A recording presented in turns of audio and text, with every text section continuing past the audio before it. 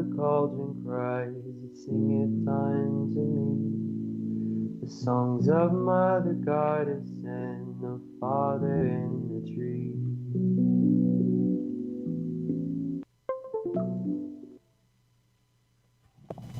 Hello, my lovelies. This is Paisley Wild, and we're off adventuring into the spaces between. Hope you guys are doing fantastic. I see ya. I see ya. Yep. Hope y'all are just having a good old day. Saturday that ends in Y. Yep. Saturday evening, Sunday morning. You know that kind of thing. Yeah. Here locally. Apparently, we had a little bitty thunderstorm with a lot of wind, which oddly is kind of the new normal for our area. We don't normally have wind like we have the last several months. I've been in the Columbia River Gorge. I know how windy it is there. It's trying really hard to be that windy. I don't know why. But anyways, our trees aren't quite used to it, so yeah, there's a few trees down and some power outages in some places. So if you are here in the Pacific Northwest, hold on to your hats because it is just windy as all get out. Let's see. I suppose I should do the thing, all the talkie before I do the rest. Yep, because, yeah, unfortunately, I was kind of prepped and stuff. All right, so, yes, the spaces between. We're being broadcast live tonight, of course, on Truth Frequency Radio, iHeartRadio, TuneIn, and TalkStream Live. And on YouTube. Hi, YouTube. Thumbs up button. You know the drill. Yeah, you really do. No matter how you are listening, stop in and say hi in one of the chat rooms. Or you can always send me an email at wildpaisley@gmail.com. And that's WILDEPAISLEY@gmail.com. Oh, thank you, Lucky. For the moment, I think we're okay. That's one of the things I do like about where I'm at locally. We're pretty well protected here. We get south-facing sun, and we've got trees around us to the west and to the north, and kind of a little bit to the south or the west-southwest area. Anyways, so most of the wind just kind of goes over the house, but we do see the wind on the trees and the tops, and then I start getting the little Nixle, Nixle. I don't know why they pick it that name, but it's a subscription service, so I get the alert saying, hey, the power's out here and the power's out there, and this road's closed because there's a power line across the road. So if you're local, be safe. If you're not local and you have weather or things, be safe there too. Just saying, everybody be safe. So, if you don't have a chance to send me the email, I totally get it. You can always just do the website.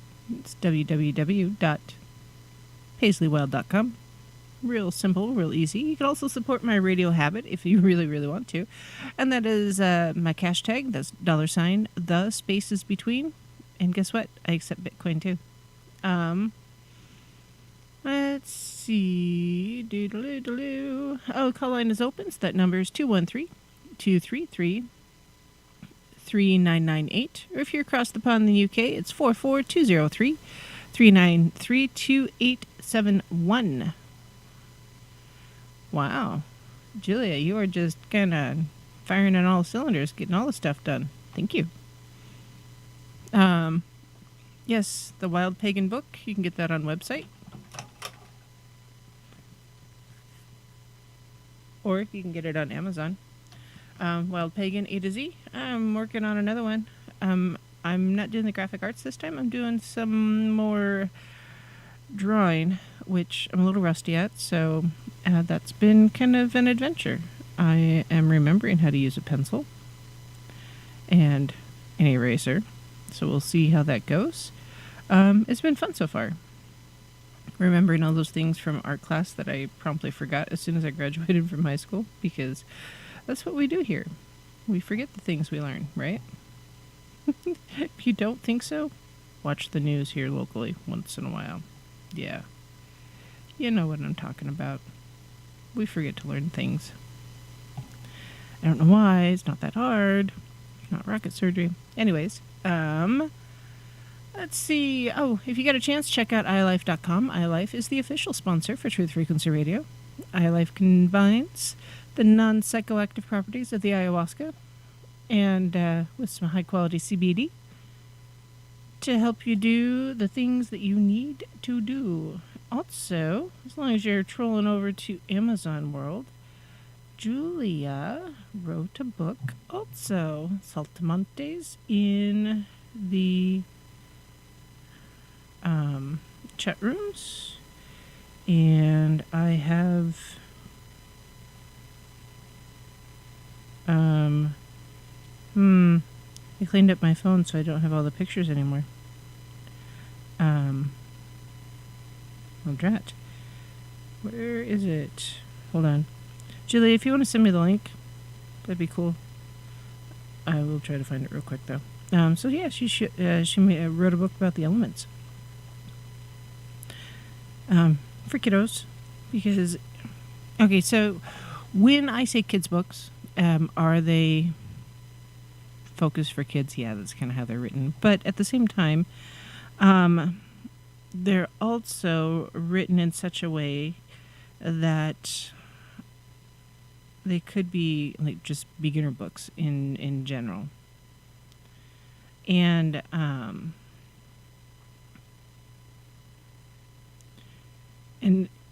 when we're looking at beginner books, it seems like there's not always a lot of options sometimes. And sometimes there is, sometimes there isn't, but it's vexing because well, that's why I can't find the blasted thing. Technology. I am good with technology, right? I even took a nap, so I should be good with technology. It's called Hello Seasons by Julia Blacktree. And as soon as I have the screen up here, I will show you what it looks like. Maybe. That's right. Boop. There. See? Hello Blacktree. Hi, Julia. So, dismiss. It's a cute little book. Talks about the seasons and some other stuff. So yes, check it out. It's good. And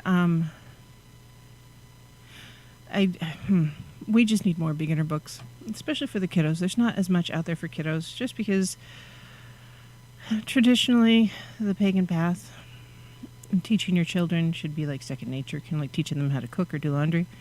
But a lot of the stuff in modern society is PG-17 and not very much for the general public. So yeah, it's good to know, good to find. And if you find any other resources, by all means, send me an email. Let me know, and I will happily post it somewhere. Happy birthday, Gemini. You've leveled up. And yeah, I know, feeling your age is kind of frustrating. Oh, goodness. So, tonight's show, I wanted to talk about something serious, but yet not serious. It's a combination. And the reason why is because, well, why not? It's the types of witches. Because there are a couple different types. I talk about hedge witches or kitchen witches, that kind of thing. Or Wicca, which is not all Wiccans are witches, and not all witches are Wiccans. So there's other types of witches. So I just started Googling, hey, what's going on? What can I find? Well, there's a website called letterstolilith.com. And according to the article posted from July of last year, there's 45 types of witches. OMG. So I'm going to go through the article because I haven't read it yet, so it's kind of a live reaction. But then I'll go back, and there are some specific ones that I want to talk about. And so we'll do that too. And if we run out of time, cool, we'll pick it up next Friday. And if I get everything said, cool. So anyways, 45 types of witches. A link for this particular article will be in the show notes. Starts off first question. Yeah, right, Lucky. The first question, of course, is one that when you're talking about witchcraft, is like, am I a witch? And according to the author here, the question can only be answered by you. The word witch means wise person. So if you're interested in energy work, the pursuit of enlightenment, and learning traditions of the old ways across the globe, you just might be a witch. A few factors that might signal a calling to witchcraft include a deep connection and compassion for nature and wildlife, an interest in the occult or dark arts, and a heightened sensitivity to the metaphysical. Okay, I can accept that one. That's a pretty good opener. Oh my stars, they're not joking. All right. This next line bugs the crap out of me. Says, what kind of witch am I? Unless you're a hereditary witch and have your craft handed to you by an ancestral line, your path is entirely up to you to choose. Often the label comes after quite a bit of research, practice, and discovering your own unique magic. Labels are often intersectional, and it is possible to fall into more than one category unless you are part of a highly formal category of witchcraft. Below, I have listed 45 types of witches, but many variations exist in almost every culture, and hybrid traditions are created as time passes and more cultures intersect. 45. So, hereditary witches. There's an assumption out in the witchy world that a hereditary witch is more powerful or more dominant or more, if you will, than someone who is just coming back to witchcraft, or is just discovering the path, or however you're now calling yourself a witch. So, and there's some that just say, well, if you're not a hereditary witch, you're not really a witch. All of that is just BS. Well, be really clean there. Just BS. It's malarkey. If you are in a specific tradition, yes, there are some rules that you have to follow. It is specific to your tradition. Wicca has a lot of them. It's just the way it's been created and developed. There are other traditions that are also very formalized. Can you leave a coven? Yeah, you sure better be able to. Otherwise, it's not really a coven. It's more of a cult. And you might not want to be in there. And if that's the case, send me the email and we'll see what we can do to get you out. But when people say, oh, well, you know, my great-great-grandmother twice removed, you know, was the high priestess, blah. Okay, well, that's kind of like in the 80s when everybody was talking about how they're Cherokee princess. Their mom was a Cherokee princess. It seemed like everybody I bumped into was related to a Cherokee princess somewhere around. And it's like, really? I see. Wow. There's always that assumption or that claim to a title that often makes them feel or look or sound more important than they really are. Now, it's not saying that some of those people weren't really a Cherokee princess descendant, but you know, there must have been a lot of princesses. That's just all I'm saying. So, same kind of thing. The hereditary witchcraft. Yeah, honestly, at some point in human history, your ancestor probably practiced witchcraft. Regardless of who you are today, what tradition you follow, what religion you identify with, it doesn't matter. Because once upon a time, witchcraft was all there was. And it wasn't a scary thing for most cultures. It wasn't some, just because not all societies are created alike. But yeah, technically, each and every person in the world today has descended from a witch. So, that being said, I suppose we're all hereditary witches. But it's not often passed from mother to daughter like it used to be, or father to son, mother to son, you know, parent to child, whatever. But, so, yeah. Deep cleansing breath there. So, different types of witches. And seriously, she has, or he, the author, has 45 of them. Very first one is an Alexandrian witch. So this is a witch who practiced magic founded by Alex and Maxine Sanders in the 1960s with a focus on ritual and ceremonial magic. All right, so I have heard about Alexandrian. Yes, it is, to me, it's almost an epitome of New Age magic or New Age belief systems. Not even in the Neo-Witch or the Neo-Pagan, but New Age. because there was quite the revolution in society happening in the 60s. If you've been to a history class and you paid attention, they should have talked about it. An angel witch is a witch who works with angels rather than or in addition to other traditional deities. Okay. Well, I suppose if you're... So Christian witches are a thing. And I suppose if you're a Christian witch, you would talk to angels more than others. Do I believe in angels? Yes. So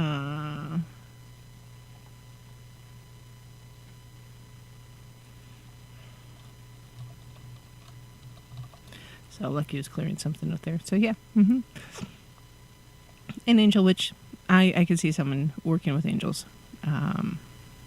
Sure, okay. An animist witch is a witch who believes there is life in all things and sees no distinction between human, plant, animal, or material objects. The animist witch sees the universe as a living entity and all are connected by it. Okay, I can see this one too. Often these are going to be your vegans, honestly. Not always, but sometimes. An augury witch is a witch who divines omens, signs, and symbols. Performs auguries. Often auguries have to do are the ones who are fond of fondling entrails because that's a way to get some of those omens or signs or symbols. I don't... yeah. Axis Mundi Witch is a witch who studies the core idea that there is a central pillar that joins earth to heaven. I've actually not heard of that one.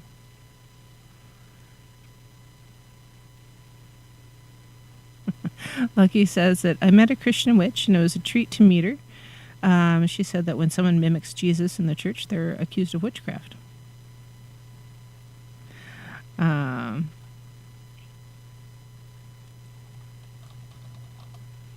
Yeah, that is interesting. So Jesus performed miracles, right, according to the Bible. But, if anybody else does the same kind of miracle work, they're, ooh, you must be a witch. Double standard. Let's see. British traditional witch is a witch who focuses on the superstitions and spells that originated in the British Isles. Okay. A Celtic witch is a witch who focuses on Celtic and Welsh deities, mythologies, rituals, and earth magic. I actually get that one too. I suppose I would identify more as a Celtic witch or Nordic. A ceremonial witch is one who practices high magic or ceremonial magic, such as Hermetic, Thelemic, and Enochian, with a rigid and step-by-step method. That actually... if you have the opportunity to learn from someone who practices ceremonial magic, you should do it. Why? Well, because they do things by rote and they have a consistency to their practice and their beliefs and their traditions. A leads to B leads to C. Often those who are leaving from a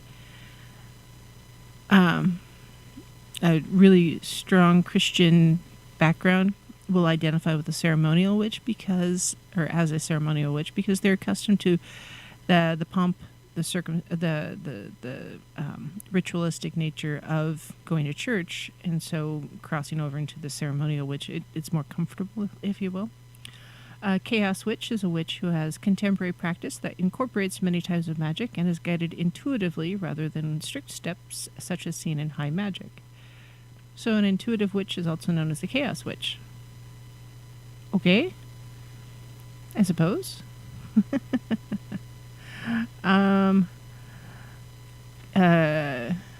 Can't pronounce this one. It's Chthonioi. Too many consonants and not enough vowels. A Chthonoi witch is one who practices a variation of Alexandrian tradition, but also includes Greek gods and goddesses. A Correlian witch is one that practices a type of Wicca founded in the late 20th century by Carolyn High Corral. She descended from a line of Cherokee who intermarried with Scottish traditional witches, and Correlian witchcraft was further influenced by Aradian witchcraft and the spiritualist church. I haven't met any of those.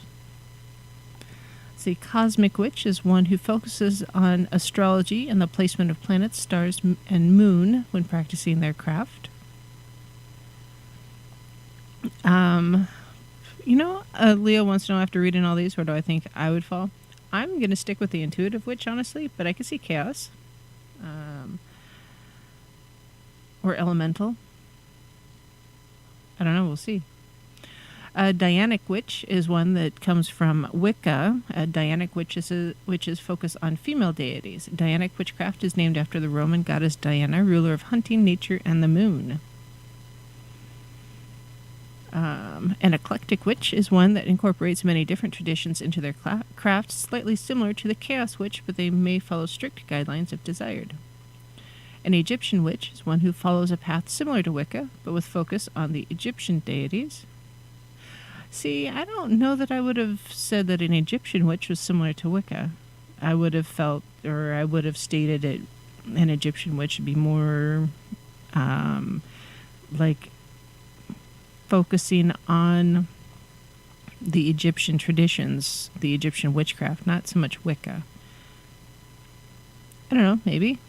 Elemental witch is one who works with the 5 esoteric elements: earth, air, fire, water, and spirit. A fairy witch is one who works with the fae, rooted in Irish and Scottish culture. A folk witch is also known as the cunning folk, or hereditary witches, who follow a path similar to British witchcraft and use their magic and skills for practical purposes, which are passed down through generations.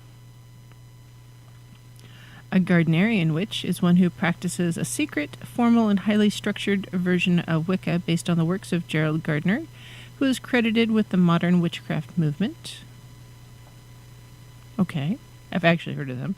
They're very common. There are a lot of Gardnerian influences in a lot of modern witchcraft, the neo-witch movement. A green witch is one who uses gardening and herbalism in most of their craft and often focuses on healing work and earth magic. Leo, I suppose this is one that I would kind of identify with. Also a hearth witch. A hearth witch is a solitary witch that holds both kitchen and green witch attributes, such as making and healing with potions and brews in the kitchen. Kind of like the little woman in the woods archetype, if you will. Kitchen witch is one who focuses on magic at home, especially in the kitchen. Okay, if you can cook at all and the food tastes good, odds are pretty good. You know something about kitchen witchery. Mm-hmm. A left-handed witch is one who often breaks taboos. So the left-hand path is often considered the dark path. But I gotta tell you, I don't know, the left-hand witch, I don't know, I just feel it's the path, it's not the left-hand path, it's not the right-hand path, it's the path. How many witches can you be, right? I feel like I should take my lucky 8-ball and shake it and pick one. The Luciferian witch is one who believes Lucifer is the bringer of light and reveres the angel for enlightenment, independence, questioning authority, and progressive ideals. So in my opinion, Luciferian witch is also a Christian witch. Lunar witch is one that heavily uses the cycle of moon to do nearly all of her magical work. Yeah, I'd be there too. A music witch is one who uses music as the medium of her magic. Neo-Pagan is an umbrella term for witches who practice newer forms of the craft, such as Wicca, Gardnerianism, and all new earth-based customs. Justin, we're all on the same page. A Norse witch is one who centers their craft around Norse tradition of ancient sorcery and deities such as Odin and Freya. Okay, yeah. Right-handed witch is one that practices magic and guided by social norms. I got issues with that one too, because it's not. Yeah, it is the path. So there is some thought. Just time out. Squirrel moment. Actually, I'm not going to do that yet. I'll see if I can remember when we come back from break because, hey, guess what? It's break time already. No, squirrel moment. I'll do it quick. In order to do energy work, you almost have to be ambidextrous because that the energy needs to be able to flow from both hands to do the things that you do. Drone, yeah. There's they're not even. There's like the Americanized versions of witches. He asked about the African or the Asian ones. Yeah, there's all sorts of different kinds of witchcraft in other countries. Yeah, it's just magic. Anyways, we'll be right back.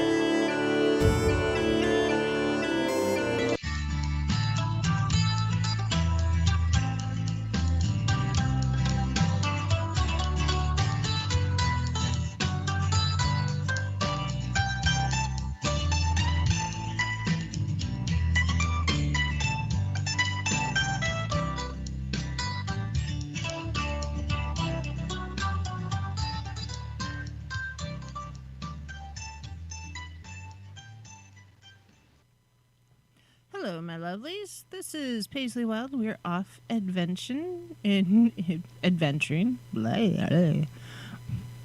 the spaces between.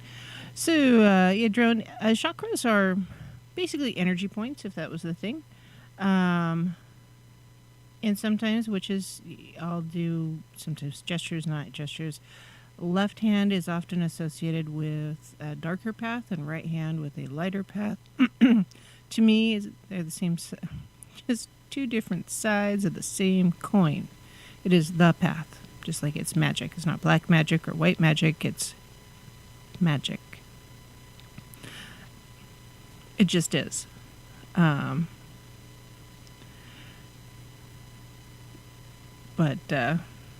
yeah,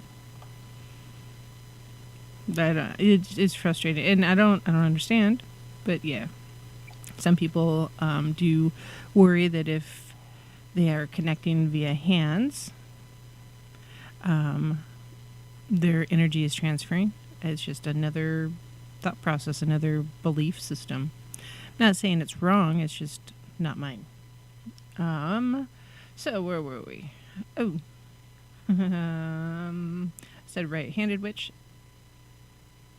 Yeah. Next on the list here is a satanic witch. Is a witch that lives by the 7 satanic tenets and is strongly against the constructs of a dictatorial society, and has nothing to do with worshipping the Christian's idea of Lucifer. Devil worshipping does exist elsewhere under the broad realm of witchcraft, but neither is exclusive to one or the other. So satanic magic is kind of more of an anarchist kind of thing or belief, sort of. But they're also pretty friendly. It's complicated. That's all. A Scandinavian witch is one who practices and studies Danish folklore and some Norse traditions. A sea witch is one who practices water-based magic and usually lives in a coastal area. A water witch will work with lakes, rivers, streams, and is not bound to the ocean. It's just water. A secular witch is one who practices magic without worshipping any deities or their deities, and witchcraft are kept separate.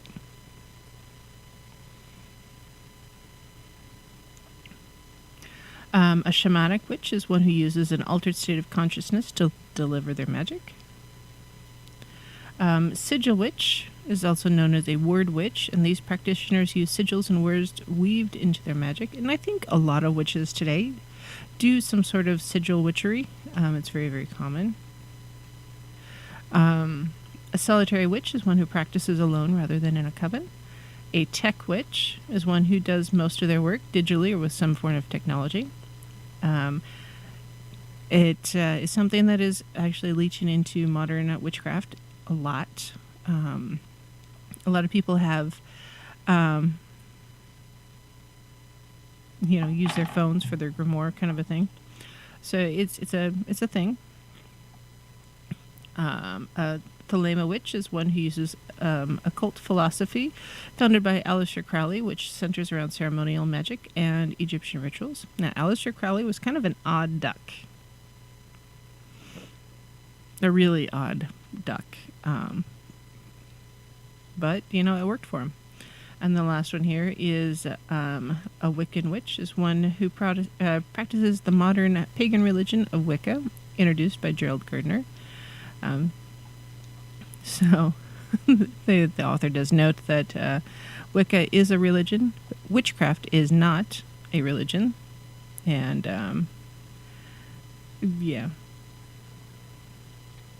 I'm not even seeing who the author is on this. It just may be from the owner letters to Lilith. So, 45. It was a quick list. I went through it fast on purpose. I didn't want to dwell on any of them specifically. And the reason why is if one of those says, hey, that could be me, then you should do some research. Read up a bit more on your own. Honestly. It's not just assume that, oh, hey, I'm just this, whatever, Wiccan, for instance. I met a gal a while back, and she's like, well, I think I'm Wiccan. It's like, well, why do you think you're Wiccan? She goes, well, that's just the coven I joined. They're all Wiccan.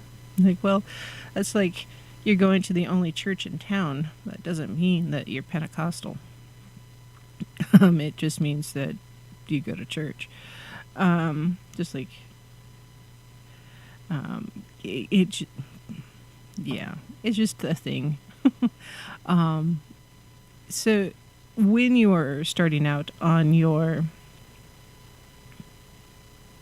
path, your pagan path, your journey through witchcraft, this is part of the reason why I tell everybody to journal, write things down, because some things are going to resound with you. And the type of witch you are has a lot to do with what calls to you, what speaks to you. I love being outside. I do. I also love to read. I love to cook. I love to make things. I've always been a farm kid. I like playing in the water. I have this really big lake here in northern Idaho that we can go play in. There's generally I would just stick with I'm a pagan and an intuitive witch. For me, intuitive covers a lot. I suppose you could say I'm a chaos witch, according to the definitions here in this particular article. Do I really think I'm a chaos witch? No, because no, it's not my gig. But yeah. Buddhists can perform a type of magic as well. Anybody who's in some sort of higher path training they're performing magic. That doesn't necessarily mean they're a witch. Technically, in the Christian faith, if you're doing a laying on of hands and you're healing someone with your hands, you're performing magic. Does that mean you're a witch? No, it just means you're performing magic. Christian pastors and priests, well, they're doing rituals. They are exchanging things with the deity, and they're exchanging things with the congregation. Technically, they're all witches, if you want to be technical about it. But that's not really an okay thing to say in our world today, but that's what they are. And this list here oddly doesn't mention Buddhism or Taoism or Hindu, Bindi, or any of the other religions in other parts of the world. This is pretty English-speaking focused, and yeah, there's a lot out there. So when a drone mentions that, yeah, some Buddhists are kind of a witch as well. Yeah, in a path, or when you're on a path to spiritual enlightenment, regardless of your path, at some point, the magic or the energy, as we talked about a couple weeks ago, magic is energy. That energy transference happens. And so whether you're a Buddhist or a Muslim or Christian or a witch, that energy transference is a real thing. And as a result, you are practicing magic.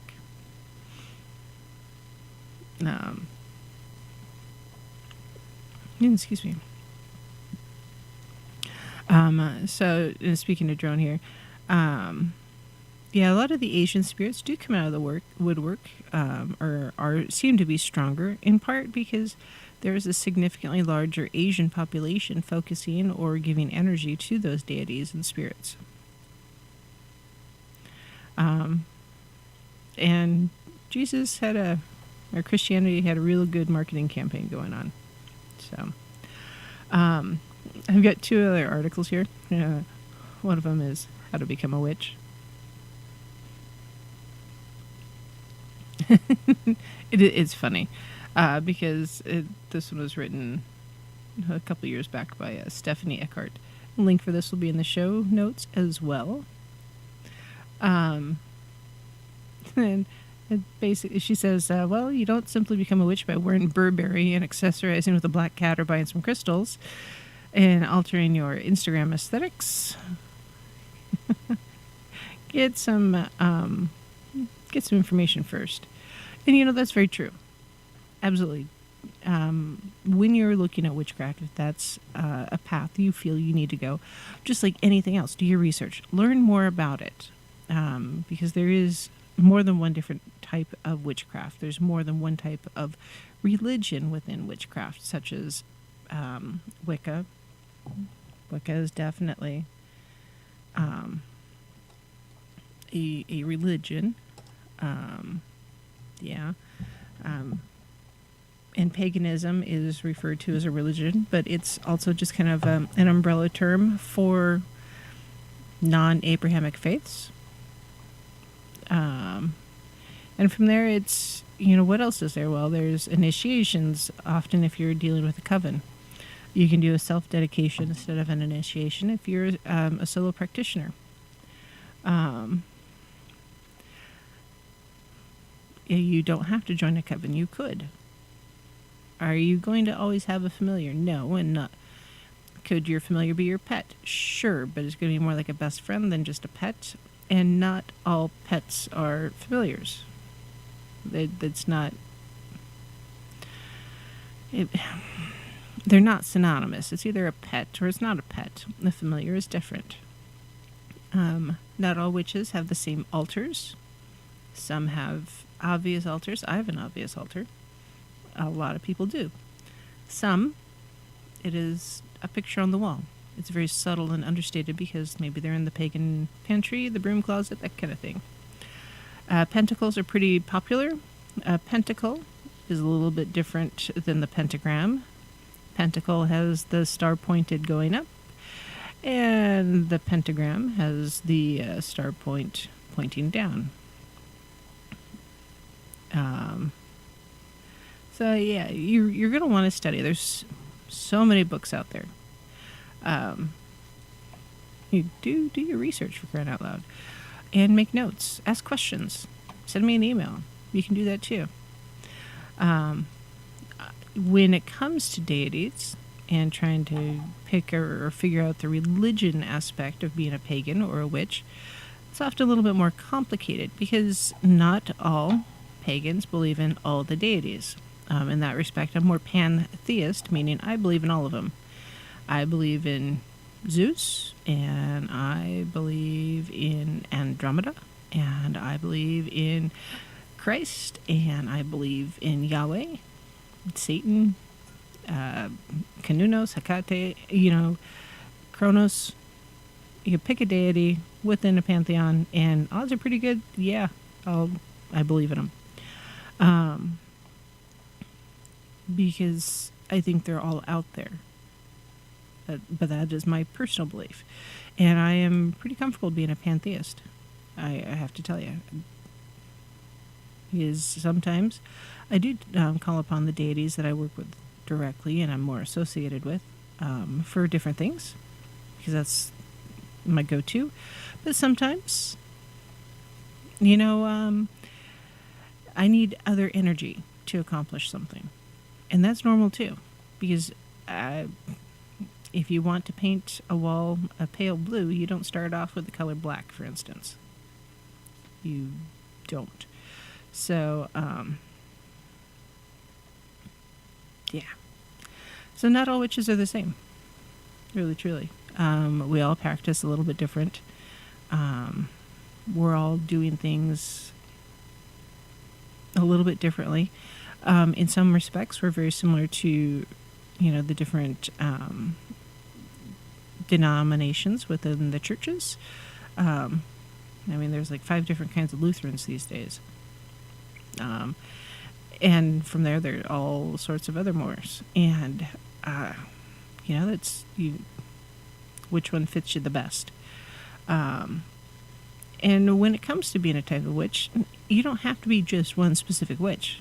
Okay, so you feel you are a green witch, okay, and you practice that type of magic. Okay, cool. But you also cook a lot, and you're a kitchen witch. Can you be both? Yes. You don't have to be exclusive to one or the other, unless you have joined a coven that has a tradition that is very structured. If that's the case, you need to know that before you join. And if you join a coven that does not let you lead, that is not a coven, that is a cult, and that is something else entirely. you should be allowed to leave a coven, because sometimes it just doesn't fit. Personalities change, structure changes. Maybe you move across the countryside. Why would you be part of a coven, 2,000 miles away? That kind of defeats the purpose. So you should be able to leave. But witchcraft in general is pretty fluid. It varies with the practitioner and can be so extraordinarily personalized. And it could be just pretty much what you need it to be. And remember, Wicca is a religion, witchcraft is a practice, and a witch may not practice the Wiccan religion. They may do something else. So I say that a lot because, you know what? I still see and talk to people who don't understand that you can be a witch without being Wiccan. So this next article is from Medium.com, and actually it makes more sense to me. There's a few common types of witches that I wanted to talk about and focus on. The first one is being a kitchen witch. It's very common, often called a hearth witch also. Magic is done primarily at home and in the kitchen. Generally, these are the practical magic folks. They have herbs, or herbal remedies, tinctures, oils, that kind of thing. Often they'll have the garden, the herb garden. And oddly, these are the ones that probably start off as white witches because they were the healers. And that was okay until what was it? King Richard, I think? King James, excuse me.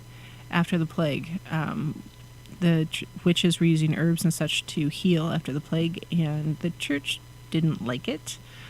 And so they went from being white witches to black witches, or just witches in general, and they were just kind of like, that's not okay. So Drone wants to know if I've ever heard of mathematical witches. So not specifically mathematical. I know there's sacred geometry that is often used within witchcraft in general, just because there's a certain correspondence and structure to magic and the energy in the world around us. And so using that type of structure with the sacred geometry is a big deal. It's a good way to channel energy. And King James, just like many leaders in the world during that time, yes, they were very much into magic. So within kitchen witchery, meal prep is very much a magical process, because you're stopping and you're taking basic ingredients and you're turning them into a meal. And if you focus your intent as you're cooking and what you're trying to do to create, I've told a story in the past where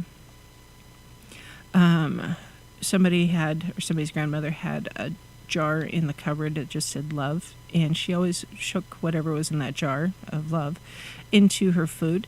Basically, she was blessing the food with her love so that when her family ate the food, they would receive her love as well, which is kind of a sweet thing. That's something grandmas would do. And so that kind of thing, that would be kitchen witchery. And it doesn't necessarily have to be this big elaborate thing. It could just literally be this one jar that says love, and I'm shaking the love into the food. And it's a ritualistic behavior. In the morning, often with my very first cup of coffee, I put honey in my coffee, and as I'm putting the honey in my coffee, I'm drawing a sigil on the bottom of my cup. I add the coffee, I stir counterclockwise, and then I add my oat milk, because I'm dairy-free right at the moment, and I'm very sad about that. Oh, chocolate is hard. And so I'm focusing my intent, and then, especially now that it's nice, I like to go outside with my first cup of coffee and offer that first sip of coffee to the property where I live, the land whites, if you will. I just pour out a little bit, just like thank you for keeping me safe another year or another night, keeping me warm, that kind of thing. our trees haven't fallen down in a while, knock on wood, because, yeah, that'd be bad. And so I feel like since I have been putting energy into the property that we live on, it's becoming more and more energized because it was pretty dead, and it's beginning to really take care of us. And it feels really, really safe here, and I'm keeping that connection to the property strong, so you just with that sensation, with that relationship, you start to feel things in a stronger connection, and you can tell when something's not right.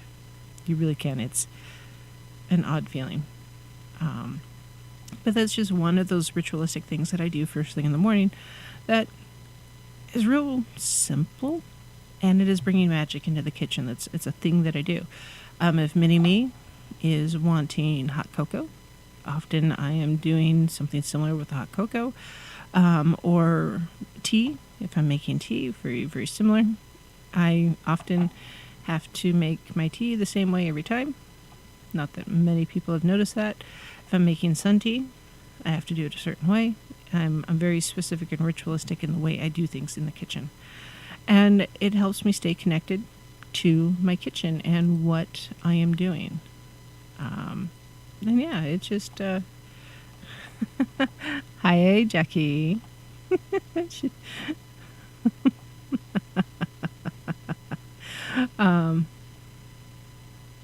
As far as the Jewish folks and the Kabbalah, I don't think they actually do claim to be witches per se. I think they claim more to be spiritual. So, all right. So number 2 on my list here that we're going to talk about a little bit more is a hedge witch. So a hedge witch really gets the name from straddling the hedge between the physical world and the world of the spirits. Often it's a very nature-based practice and has a lot in common with shamanism. And hedge witches may do more astral projection, like remote viewing, lucid dreaming, that kind of thing. Also, a mediumship.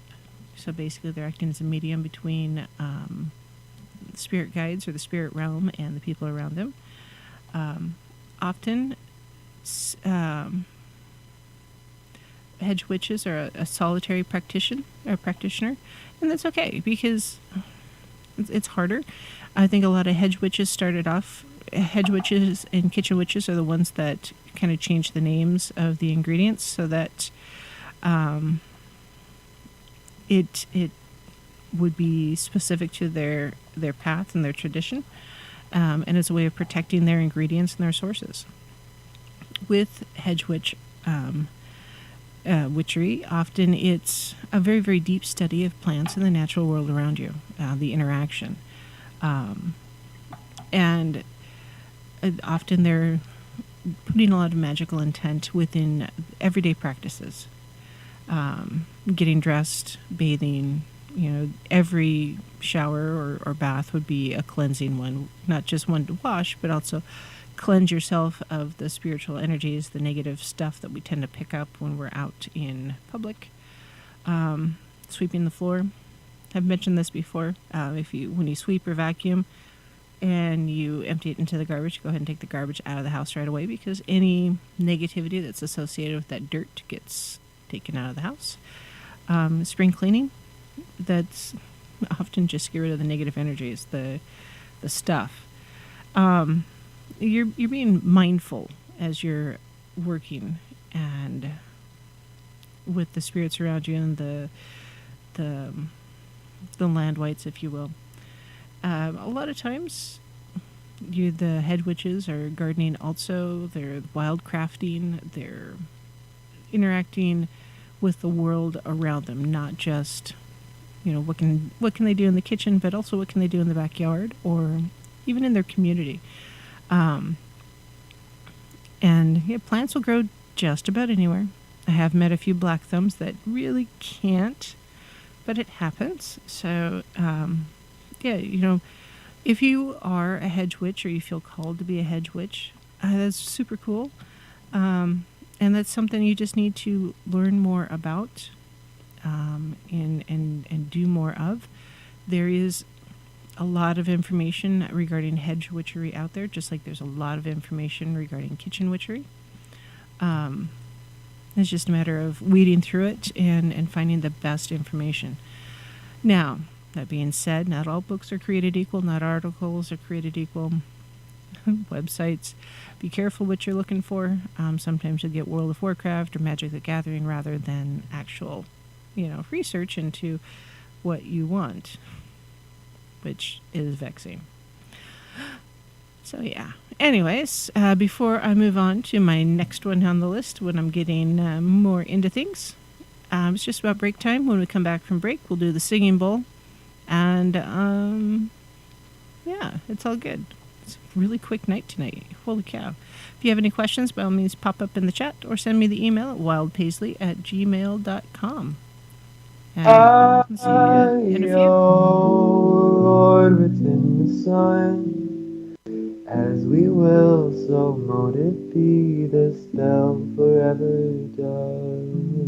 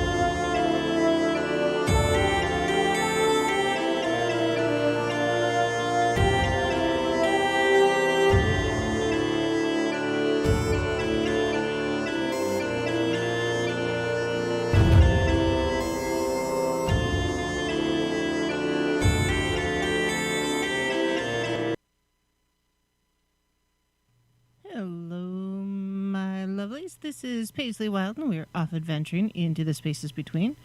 We are in hour number 2 of the spaces between. So now that means it's singing bowl time.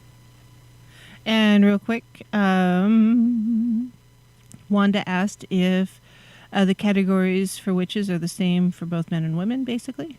And the answer is yes. Witches are witches. They could be boys, they could be girls, they could be somewhere in between. I suppose they could be cats, if that's what you want to be. Actually, no, I would assume a cat would be a witch, if I were to assume things. So yeah, it's magic is magic. Witches are witches. I guess I'm pretty uncomplicated that way. All right, singing bowl.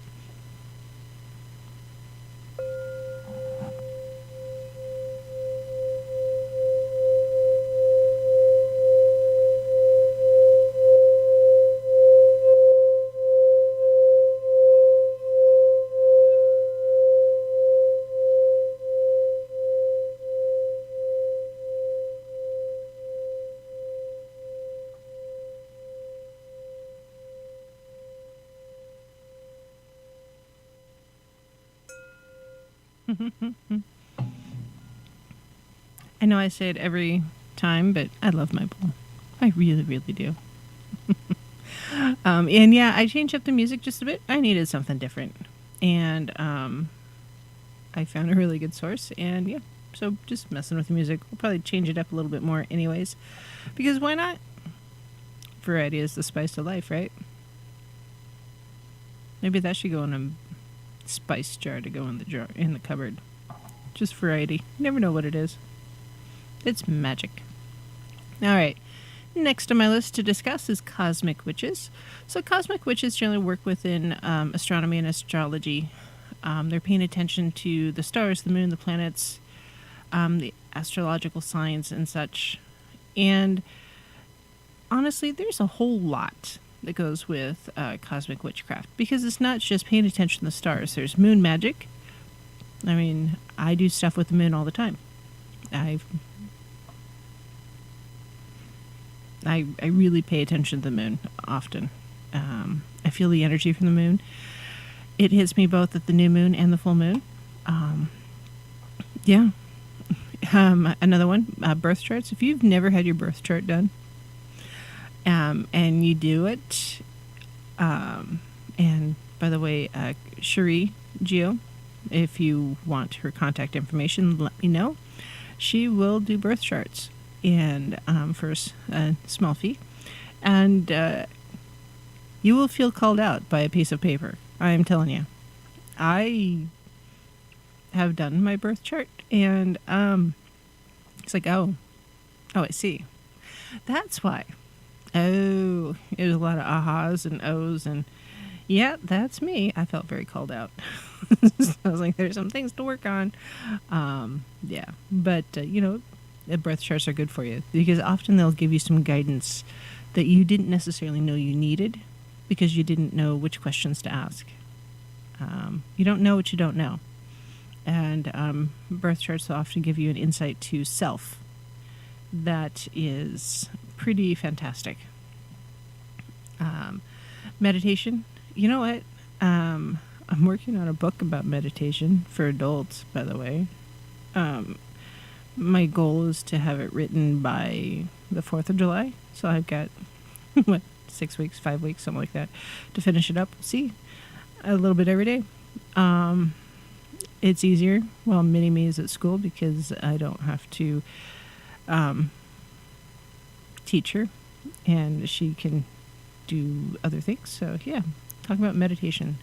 Some basics there. Just some foundational is meditation 101. That's all it is, guys. But I think there's a lot of misconceptions about what meditation is. But yeah, you can meditate with a deity, you can meditate with a star, you can the moon, whatever is going to work best for you. The planetary magic, yeah, that's real. Spells, rituals, all of that stuff that is associated with the cosmos. Would be cosmic witches. And you know what? A little bit of that is going to carry over into other traditions and paths. Green witches are just those that are focused on the nature around you, well, nature in general, and the elements. Often they have roots in folk cultures, traditions of native peoples, and just their historical roots. And green witches often work with nature and in nature. Often they're gardening and they like green things around them. It's a big deal. Summer is a really, really big thing. Mother Nature is often very important, or Gaia, to a green witch. Now, I'm not saying that, green witches don't do other things, but they're kind of a big deal.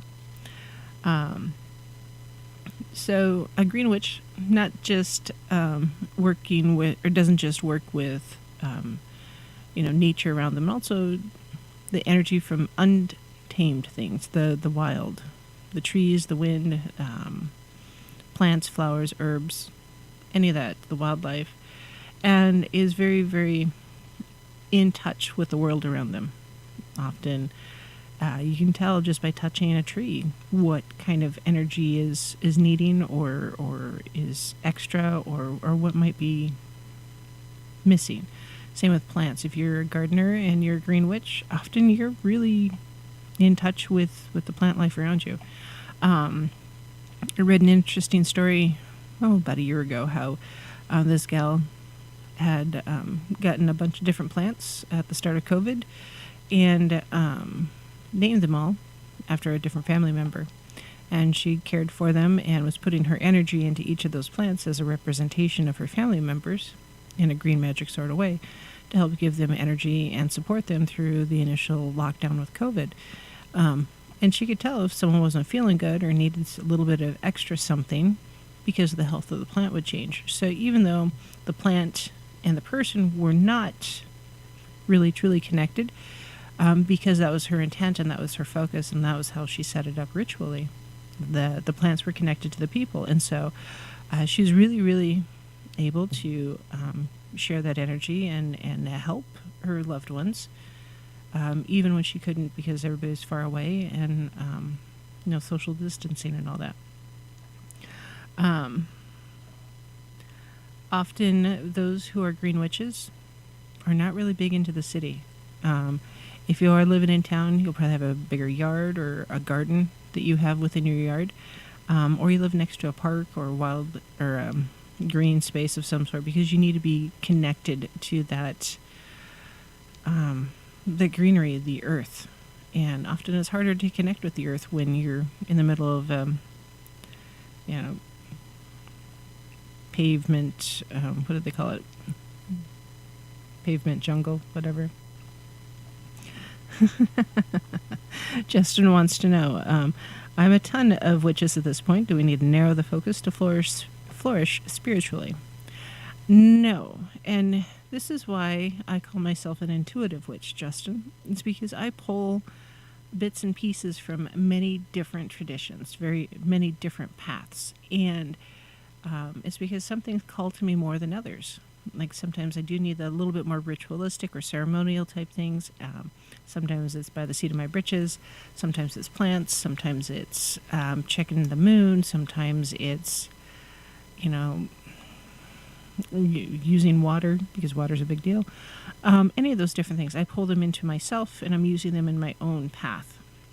So I suppose if you want to follow my path, you can be a wild witch. How's that?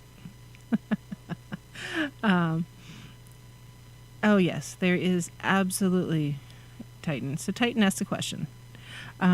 He says, Paisley, you may have addressed this earlier. Surely there is magic associated with music as it affects us so dramatically. Yes, there is magic within music. Think about it. You're going through a breakup. What kind of music do you listen to? Getting ready to go work out or start of like a sporting event. What kind of music is being listened to? You're at a club. What kind of music is being listened to? You're in a church. What kind of music is going on? All of that music is helping to guide your inner self on the path that you need to be on. So, music can really change how you're thinking. You think there's a lot of anger in the world? Well, there's a lot of anger in the music that some of our kids and adults are listening to these days. Sure, it may be one person's way to vent, and good for them as their therapy, but everybody else takes it and internalizes that negative energy and instead of, working through it and letting it go, they internalize it and they start living it and breathing it. And there's just a lot of hate in some music, period. So, and yeah. So, Justin, yeah, you can be a wild witch. Absolutely. I think it's absolutely perfect. Be a wild witch. Be just like me. You can be my friend. No, I'm kidding. No, actually, I'm not. You can be my friend. But, yeah, as an intuitive witch, I really do feel that we need to be able to pull from different parts of other people's or other practices, just because not everything fits everybody, and I'd rather pull the things that work for me instead of trying to wear somebody else's shoes. Yeah. Green witches, just so you know, often work with animal guides, spirit guides, plant spirits. Often your ritual tools are going to be made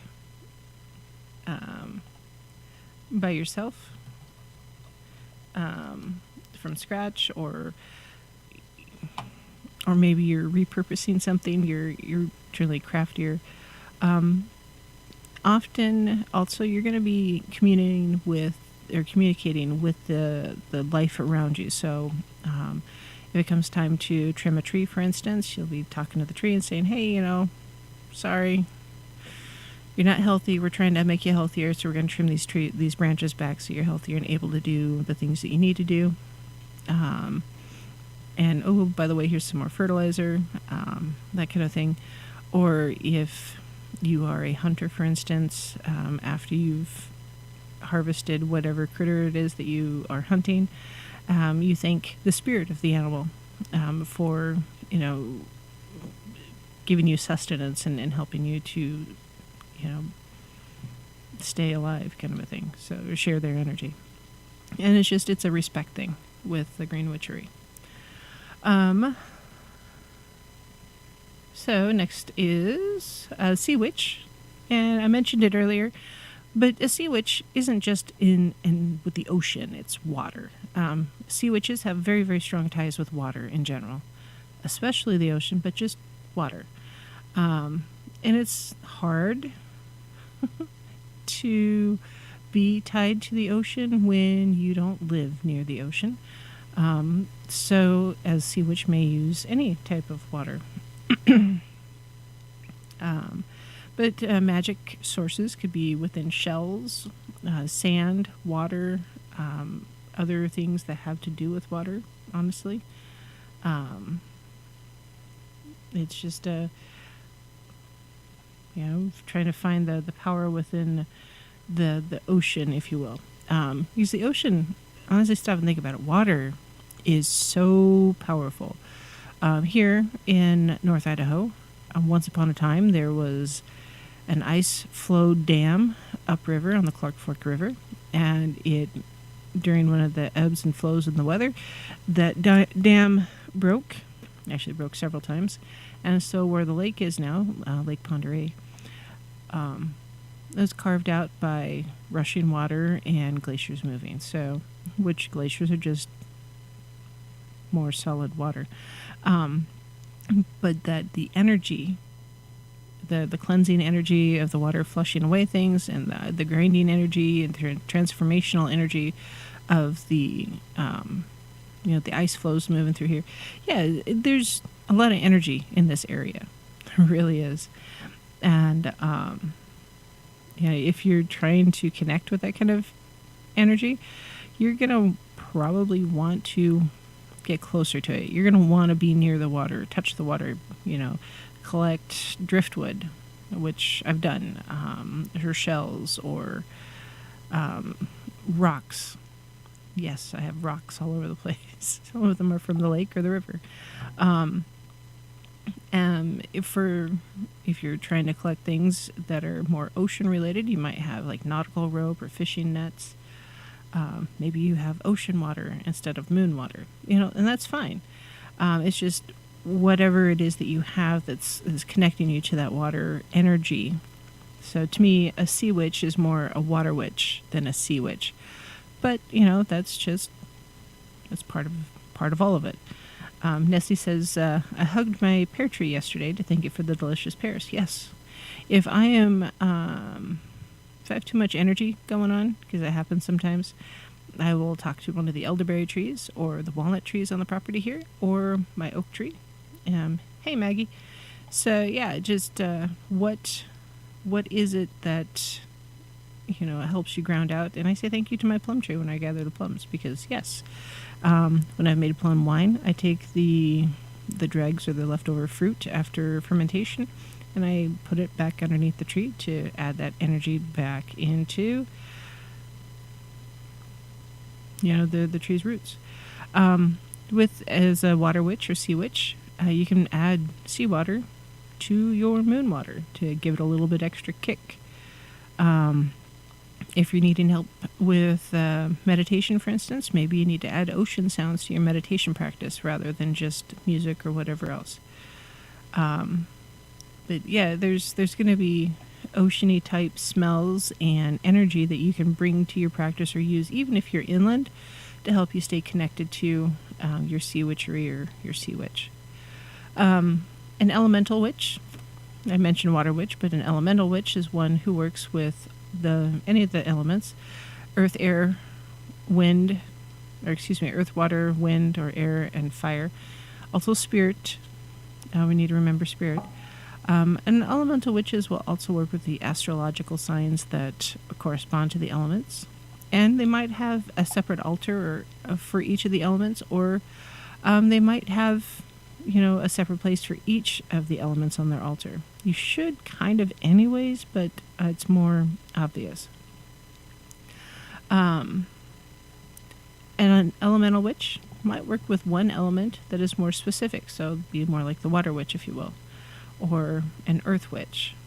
And you just have a closer tie to that particular energy. You have just a stronger connection. That's your thing. It's your jam. You feel more at home. Maybe like with a sea witch, you feel more at home out on the water. An earth witch, maybe you feel more at home, climbing on the mountains and playing in the rocks. If you're an air witch, maybe you have a big thing when it comes to flying. It could happen. Fire, well, maybe I wouldn't say you're a firebug because that's bad, but maybe you're in the fire department, for instance, and you work with fire, or maybe fireworks. I mean, you're an explosives expert. I don't know, something like that. And spirit, well, maybe you work with more spirit, more energy. Yes, I mean, energy is a real thing, so you may work with spirit, your spirit guides and such. You may come across as more of a medium, if you will, but honestly, that's not quite what it is. But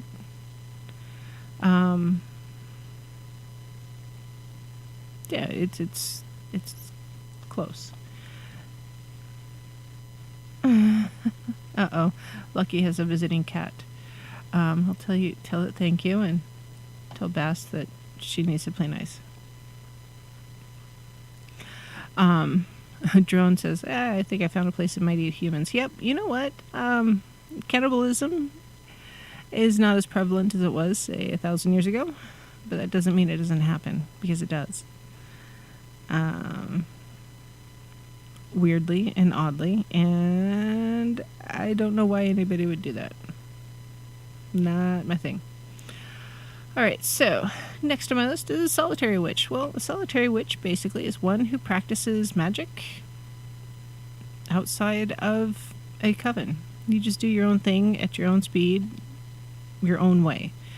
And a solitary witch could be any other type of witch also. It's just you're doing your own thing. You do self-dedication to the deities you're working with. Easy peasy. But you're committing to the thing. You're committing to your practice. Sometimes you have a calendar that you're focusing on, or you're really focusing on that structured practice, if you will, and on your own speed without going and joining a coven. Because some people just don't really want to join a coven. They just don't. And I get it, because not everybody in your area is right to join your coven, because a lot of them are very specific. Like, say, a Dianic coven is one who generally accepts those, or only those, who work with female deities. Okay, well, I don't work with just female deities. I work with all the above. So I would not be a very good fit into a Dianic coven. That's why you need to do your research, do a meet and greet, attend a few public events if you can, talk to the high priestess, find out, what's going on, and so you can make sure that you are the right fit for the coven. But if you're doing your own thing, you know what? Write your own spells. It's really not that hard, but you can. Or you can use somebody else's spells. Hey, Deb. Sounds like you had a busy night. Breathe, lady. And even though you're a solitary practitioner, that doesn't mean that you don't have like-minded people that you talk to. Maybe it's a group of people you get together for coffee. Maybe it's a chat group online. I'm part of a book club online, so it's because I need that accountability to make sure I'm reading good stuff, not just entertainment stuff. And it's been hard for me personally. It's challenging because it just is. Often, if you are a solitary practitioner, you specialize in something. Maybe you use herbs and oils, and you make bath bombs and lotions and that kind of thing. That cool. It may be a part of your career then. But a lot of your traditions and your habits that you do are going to be very much specific to you. They aren't going to be exactly like what everybody else is doing. I mean, you might be, you have to have fresh flowers once a week. Maybe you have to only buy herbs from a certain store. It may be that you stir your coffee X number of times. It may be that you have different specific traditions that work for you in your home. And often the solitary practitioners are the ones that are still in the broom closet. And the reason why is they just don't feel comfortable letting that part of them out for public purview or for the people to see. And not all solitary practitioners are in the broom closet. Some are out and about and like, nope, I'm a witch, and y'all can just deal with it. So it goes both ways, and neither is right, neither is wrong. If you're in the broom closet, then, and that's where you're happy being, then just stick there. But if you're out, then cool. And generally speaking, though, the solo practitioners are the ones that are in the broom closet, and that's okay. And if that means you're reading things online or participating in groups or in a book club or something else, and something that somebody else is doing just doesn't fit for you, that's okay. You modify it so that it does fit you, or don't use it at all. If you are a solo practitioner, you should have some sort of book of shadows or journal of some sort to help you keep the information in one place. Maybe it's a recipe book. It could be like family lore or home remedies or something else. You could have it on your tablet or your computer or your phone, that kind of thing. Sure, if that's what works best for you. That's including the technomancy, if you will. Not always what you need, but sometimes it helps. Now, often the solo practitioners are the ones going to yoga for meditation, or they're finding other ways to meditate so that they can help themselves bridge into the spirit world without somebody else, trying to help them or push them forward. And, all of these things, again, take what works, throw away what doesn't. But, there's, in a coven, for instance, there's a lot of accountability, and there's ritual, and there's a focus. As a solo practitioner, it's all you, man. And so you do have to set up specific rules or guidelines for yourself to make sure that you are staying true to your path. so you don't go wandering off to do something else or get distracted or, fall down the rabbit hole of research, because that happens.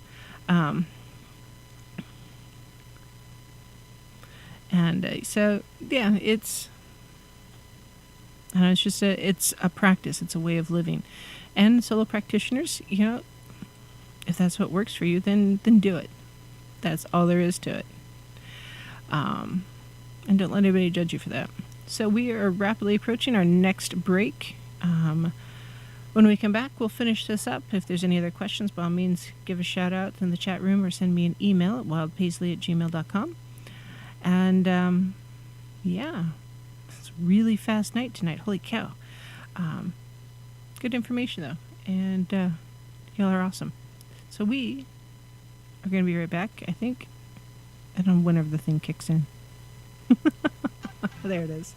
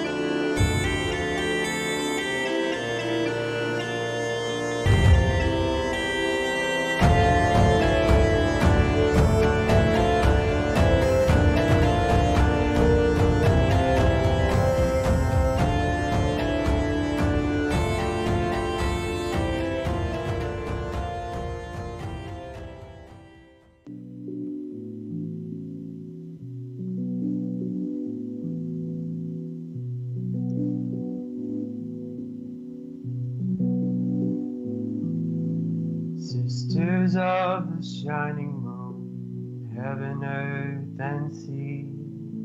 I call upon you in this hour, bring magic unto me.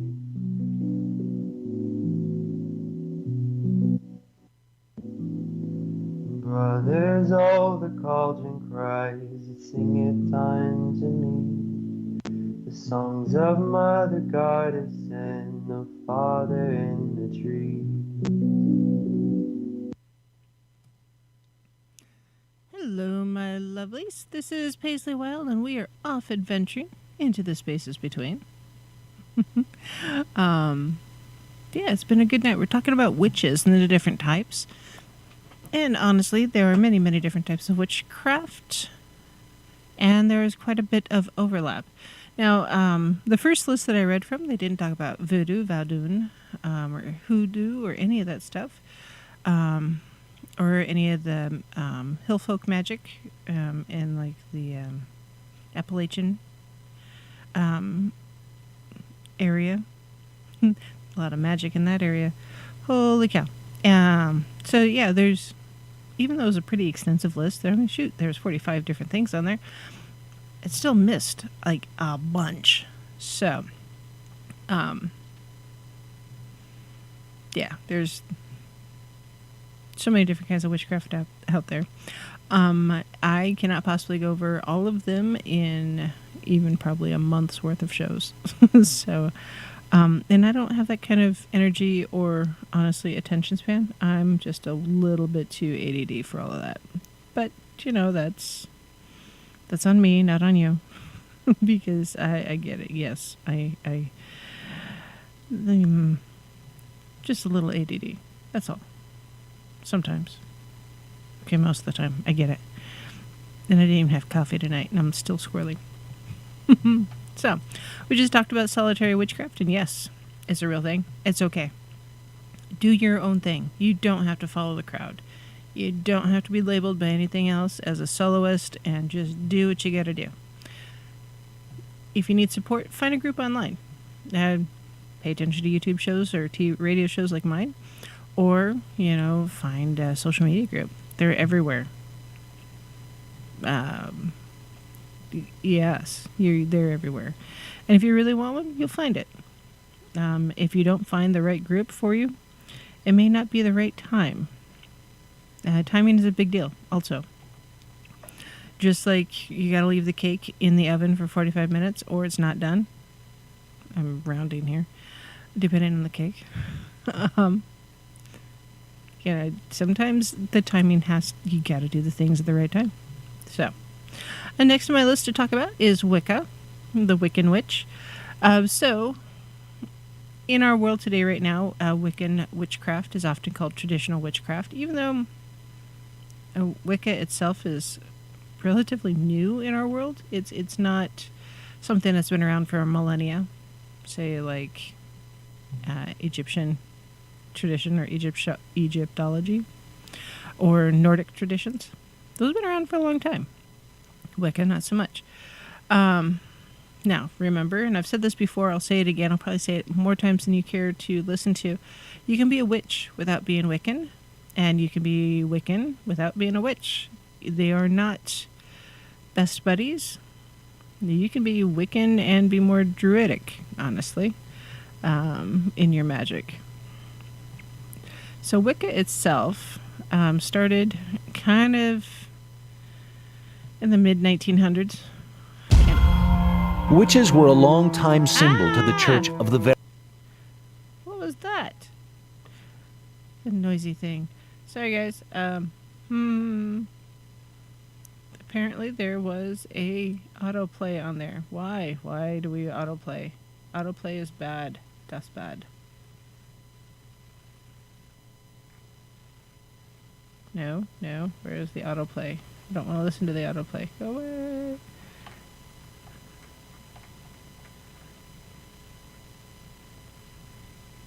Okay, it's not autoplaying. Sweet. It's not supposed to. Anyways, yeah, mid-1900s. And I say that like it was a long time ago, but it really wasn't. But often Wicca reveres both the masculine and feminine deity. So it's the mother goddess and then the horned god And it's because, or it branched off of Christianity and became a real thing, because often within Christianity, for instance, or the Abrahamic traditions, there's not a lot of honoring of the feminine deity out there. There's not a lot of honoring of femininity in general. And so when it comes to Wicca traditions, Margaret Murray and Gerald Gardner and Aleister Crowley are all really big deals within Wicca. So Crowley, back in the early 1900s, felt that he was creating his own occult tradition within Wicca. Gardner met Crowley in, I think, 47, that kind of thing. And they worked together and they created that whole Wicca tradition with the rituals and such. And it's fascinating. There's so much history there that if you have a chance to look into it, you should. But Gardner and Crowley both adopted quite a few of the Egyptian practices. Margaret Murray was an Egyptologist, and so she had a lot of Egyptian influences that they brought into their whole tradition of Wicca. And then Doreen Valiente, she met Gardner in 52. She was following up on an article, and she created a Book of Shadows for consumption, and then getting rid of a lot of the Crowley stuff and more focusing on Gardner. And it became just this whole coven of their own. So Valiente is a very prominent Wiccan scholar and advocate. And there's other people that were very popular within the Wicca traditions, like Raymond Buckland and Sybil Leek, Alex Sanders. Although Alex Sanders split off and created his own tradition called Alexandrian Wicca, which is just a little bit different. He created a movie called King of the Witches, or Legend of the Witches, in 1970. 70s were not known for all of their great film movies and all that stuff. They did a lot.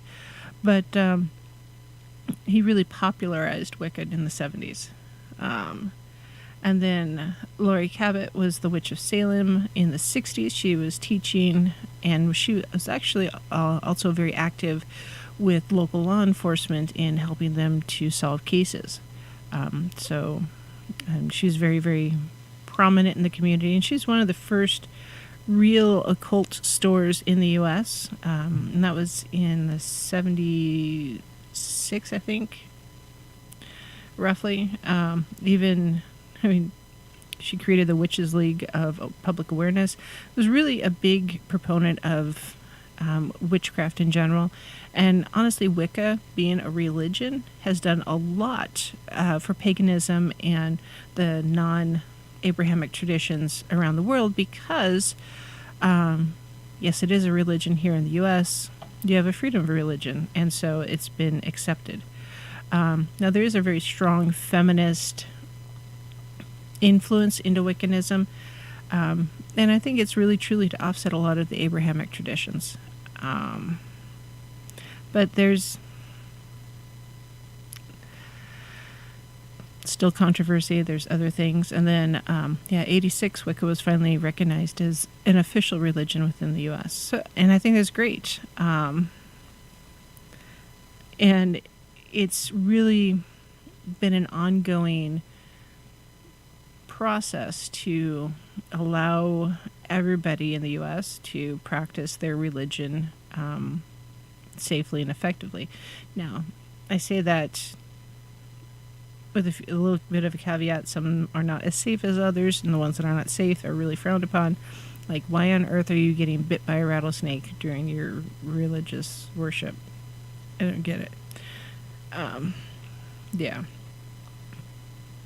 I don't get it. Let's see. Titan asks a question. Titan says, Paisley, if you found that you have attained other crafts or paths in life, and how did you know you found them? So I started off just considering myself a witch. And then as I studied and learned more, it's like, okay, so I'm an eclectic witch because I pull a little bit from everywhere. And then that's been fine-tuned in recent years to intuitive witchcraft, meaning I intuitively do the things I need to do when I need to do them. Sometimes they make total sense. It's like, oh, yeah, I mean, how did you not know how to do that? It came with, illustrated instructions. And other times it's like, I don't know what I'm doing or why I'm doing it, but hey, if it works, cool. Write it down, journal it, so I don't forget what happened. So it's just, it's been a process. And in researching, some things just stand out more. I also use other divination tools. I have my pendulum, I have runes, I use tarot, I have oracle cards. And meditation. I mean, some things are just obvious. It's like, oh, derp. Why did that have to be pointed out to me? I've also spoken to other priestesses in the area. Well, not just in the area, but in general. And that's really helped me along my own personal path because self-doubt is real. It doesn't matter what your path is. Self-doubt's a real thing. And, it's a thing. And it's frustrating because I've been doing this long enough. I shouldn't doubt myself, right? I mean, it works. I do the things. I've got the stuff. I talk about it all the time. I'm writing books. I'm published even. I have people bought my books. My first one, at least. We'll see about what happens with the second and the third. And apparently there's a fourth in the back of my head. It's crazy. Once I started writing, it's just ready to come out of my fingertips and write. It's kind of cool. Wanda wants to know, did it go in waves for me? A little bit, yes. So it's kind of like I'd learned a thing and I would do the thing and then I would plateau within the thing, and it's like, all right, this is cool. I've got this thing. I need to keep practicing it, and I don't want to lose it. But I need to learn something else. What is that next thing that I need to learn? And often just in paying attention to the conversation around me, the people I spoke with, the stories I read online, or the research I read, the books I buy.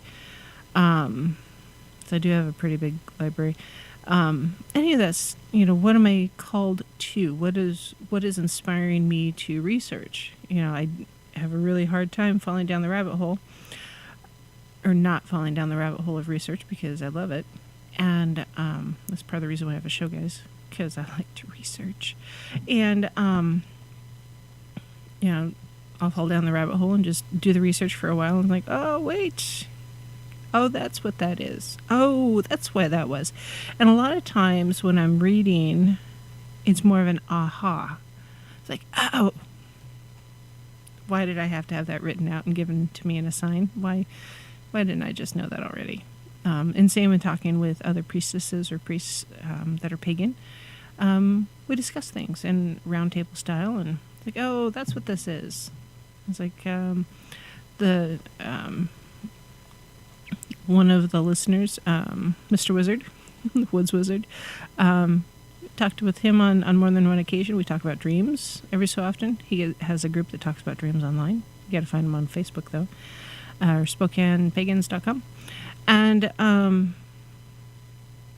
it's like they help interpret the dreams. It's like, okay, well, why couldn't I see that interpretation? Well, sometimes you get too close to the problem. It's hard to see the solution. And that's been a problem throughout history for pretty much every problem ever. Leo says, I'm still just trying to start and find out which way to go. See what you did there. And, well, I would, research. What does it mean to be a witch in your mind? Or what does it mean to be pagan in your mind? Maybe that's the best place to start. What's it mean to be a witch? Well, what is it? For me, It's more a spiritual path, and I say it often. I'm not going to stop saying it because no, but it's a journey. I'm learning more about me spiritually than I ever learned in all of the months and years of Sunday school and going to church and all that stuff. You know, it was, did I learn some things? Yes. Did I really learn about my spirituality? I learned what I didn't like. I learned what I wasn't interested in. Just like if you are working somewhere and you have a bad boss, one of the first lessons you're learning there is how not to be a bad boss or what a bad boss really looks like. And, you know, that's valuable information. Is it what you needed when you're trying to, you know, survive at work? Well, that's a little more complicated. So, yeah. Let's see. Last on my list here, to go into a little bit more depth, is eclectic witchcraft. Or, for me, I see it more as intuitive witchcraft, because it's a combination of many forms, traditions. It may have aspects of other religions. It's a combination of things. And it's generally a custom practice. It's not a set tradition or belief system. And it can't be, because it's pulling a little bit from many places. Estrella Taylor has written a book about intuitive witchcraft that's pretty good.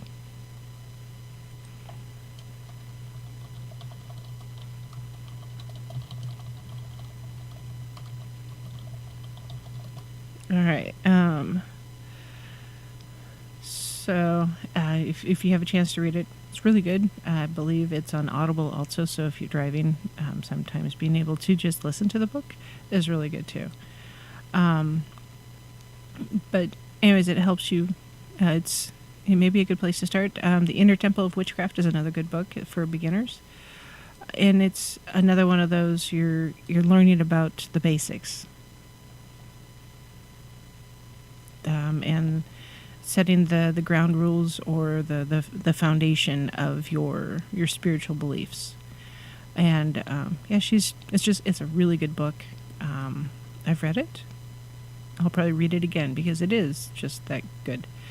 But yeah, within an eclectic tradition or eclectic path or intuitive path, mixed and matched different traditions, different beliefs, you're putting them all together.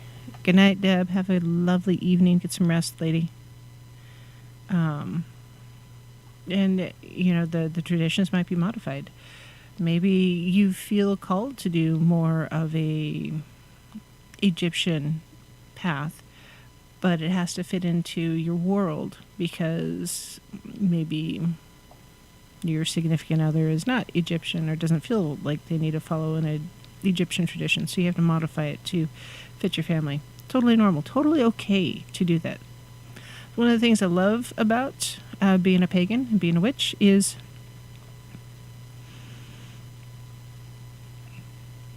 I can just do what I want, dang it.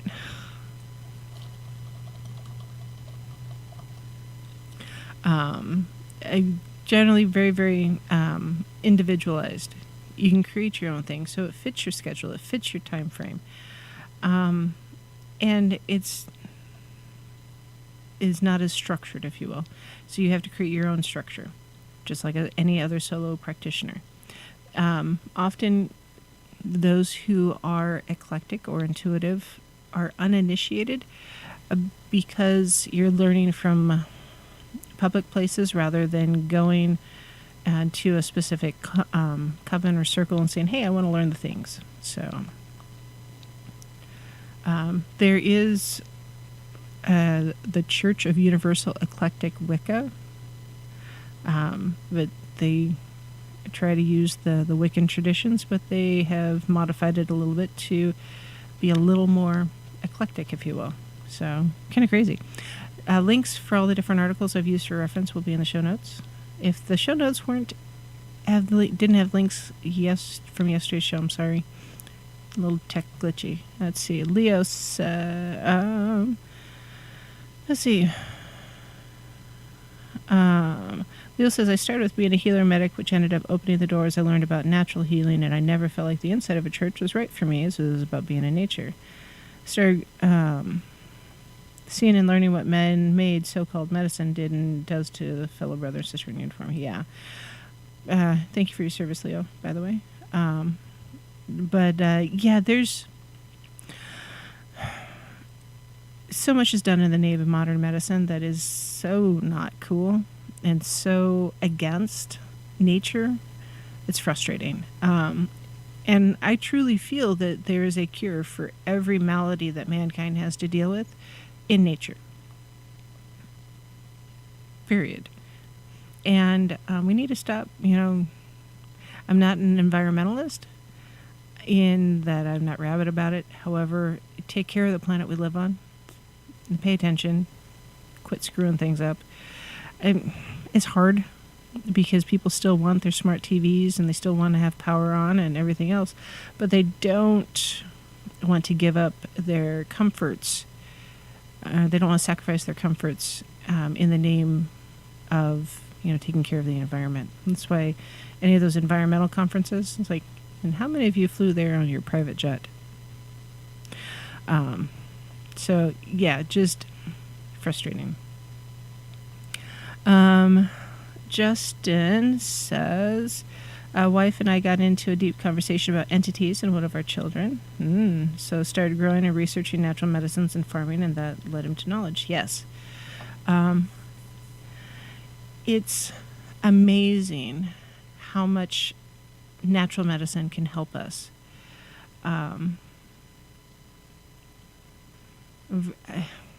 Seriously. Dandelions are considered weeds by pretty much everybody. Who started that movement? Because it used to be dandelions were grown medicinally in the garden. They were planted intentionally so they could be grown. And now they're considered weeds. Go figure. You can use every part of the dandelion plant, from the root to the flower, period. It's all there. And it's good for you. You do have to clean it, make sure there's no bugs, no pesticides. Pesticides aren't exactly good for you either. But gut health, there's so much that we eat. We eat a lot of food products here in the U.S., not a lot of food. And because it's food products, there's a lot of stuff in there that we don't need. We don't need all those blasted preservatives and such. No wonder we're all pickled. So, yeah.